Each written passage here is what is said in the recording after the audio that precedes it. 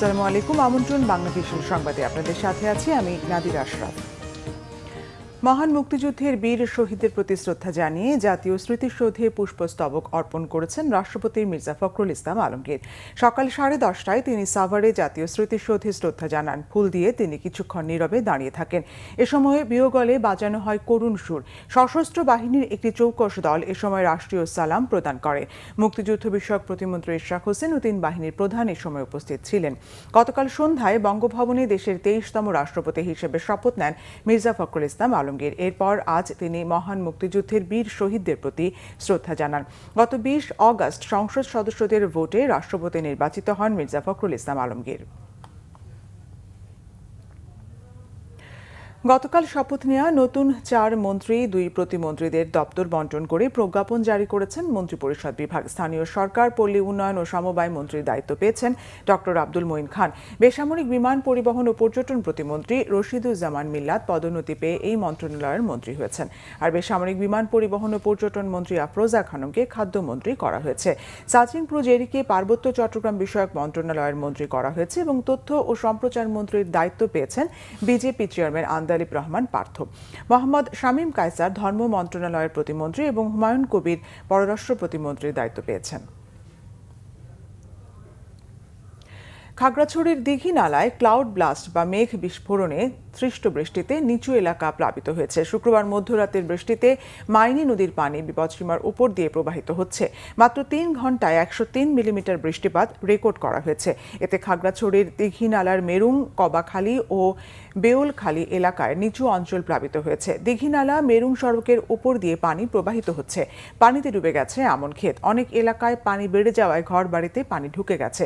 আকস্মিক বৃষ্টির কারণে ভোগান্তিতে পড়েছেন স্থানীয় বাসিন্দারা। এছাড়া পাহাড় ধসের কারণে খাগড়াছড়ি দিঘি নালা সড়কে যানবাহন চলাচল ব্যাহত হচ্ছে।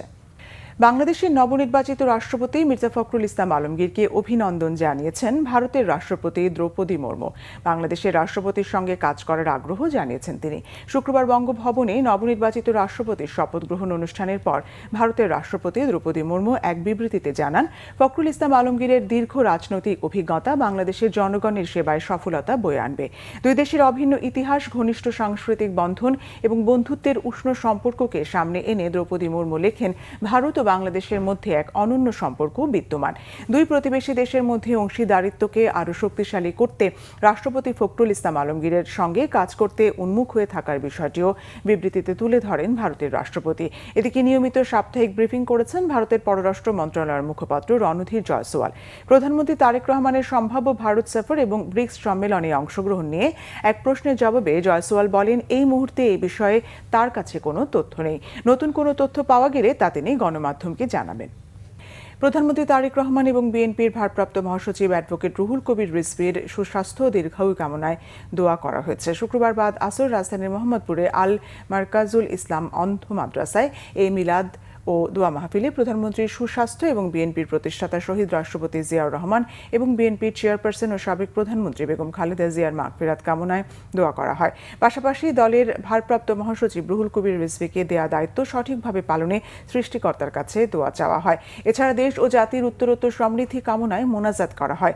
বিএনপির সহ অর্থনৈতিক সম্পাদক মাহমুদুর রহমান সুমন, যুবদল সহ সভাপতি ডাক্তার লোহানী, মোহাম্মদ তাজুল ইসলাম এবং ছাত্রদল সহ সভাপতি ডাক্তার তৌহিদুল রহমান আওয়াল দোয়া মাহফিলে উপস্থিত ছিলেন।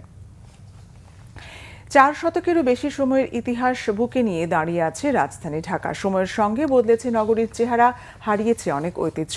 তবে নদীমাতৃক ঢাকার সেই পুরনো দিনের স্মৃতি যেন আবারও ফিরে এলো বুড়িগঙ্গার বুকে।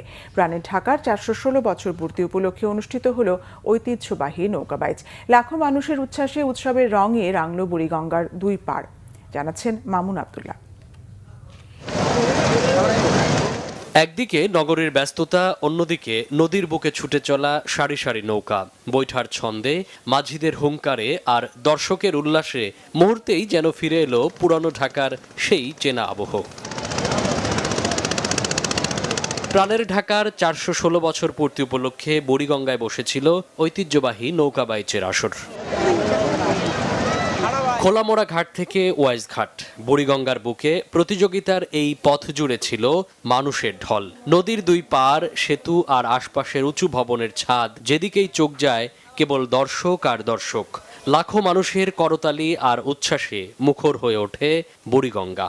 বাঙালির ঐতিহ্য তো অনেক আগে থেকেই তো এটা হচ্ছে, এটা দেখতে মানে ভালো লাগে। এই প্রোগ্রামটা আমরা দেখার জন্য খুবই এতদিন উৎসাহিত ছিলাম যে প্রোগ্রামটা হলে আমরা দেখব। আমরা চাই প্রত্যেক বছর এই অনুষ্ঠানটা চালিয়ে যাক এবং বুড়িগঙ্গার যে দূষিতটা সেটা কাটিয়ে গিয়ে সবুজ বাংলা যেন পরিণত হয় সেটা আমরা আশা করছি। ঢাকা শুধু ইট পাথরের নগরী নয়, এর সঙ্গে মিশে আছে নদী, নৌকা আর মানুষের হাজার বছরের জীবনযাত্রা।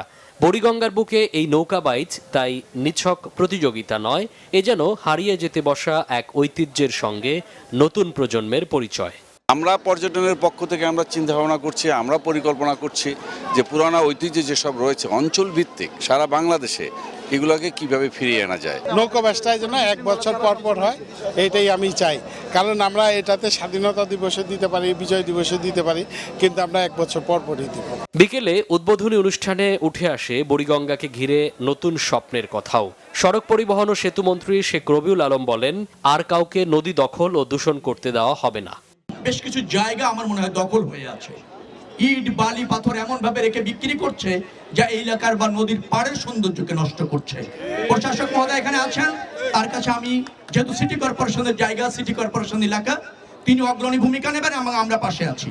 সবুজ ও পরিচ্ছন্ন ঢাকা গড়তে নাগরিকদের সহযোগিতা চেয়েছেন ঢাকা দক্ষিণ সিটি কর্পোরেশনের প্রশাসক বীর মুক্তিযোদ্ধা মোহাম্মদ আব্দুস সালাম। আর মুক্তিযুদ্ধ বিষয়ক প্রতিমন্ত্রী ও ঢাকা 6 আসনের সংসদ সদস্য ইশরাক হোসেন বলেন, সবুজ ঢাকা গড়ার প্রত্যয়ে বুড়িগঙ্গায় ঐতিহ্যের নৌকা বাইচ নিয়মিত আয়োজন করা হবে। এটা একটা শুরু হোক, এটা একটা লার্নিং হোক। এর পরবর্তীতে আমি অনুরোধ জানাবো, বিগত দিনে আমরা শুনেছি যে বিজয় দিবস, স্বাধীনতা দিবস, জাতীয় দিবসে এই ধরনের কম্পিটিশন আয়োজন করা হতো। আমি অনুরোধ জানাবো যে আপনারা এই উদ্যোগটি অব্যাহত রাখবেন। এই ক্লিন ঢাকা, গ্রিন ঢাকা যাতে আমরা করতে পারি, তখনই সম্ভব হবে যখন ঢাকাকে আমরা হৃদয় স্থান দিতে পারবো। প্রতিযোগিতা শেষে বিজয়ীদের মাঝে পুরস্কার তুলে দেন আমন্ত্রিত অতিথিরা। মামুন আব্দুল্লাহ, বাংলা ভিশন, ঢাকা। এই ছিল এখনকার মতো। পরের সংবাদ বেলা 12টায় দেখার আমন্ত্রণ রইল। এছাড়া বাংলা ভিশন সংবাদ ও সংবাদ সংশ্লিষ্ট অনুষ্ঠান দেখতে ভিজিট করুন www.bvnews24.com ও facebook.com/banglavishannews এবং সাবস্ক্রাইব করুন youtube.com/banglavishannews। ধন্যবাদ।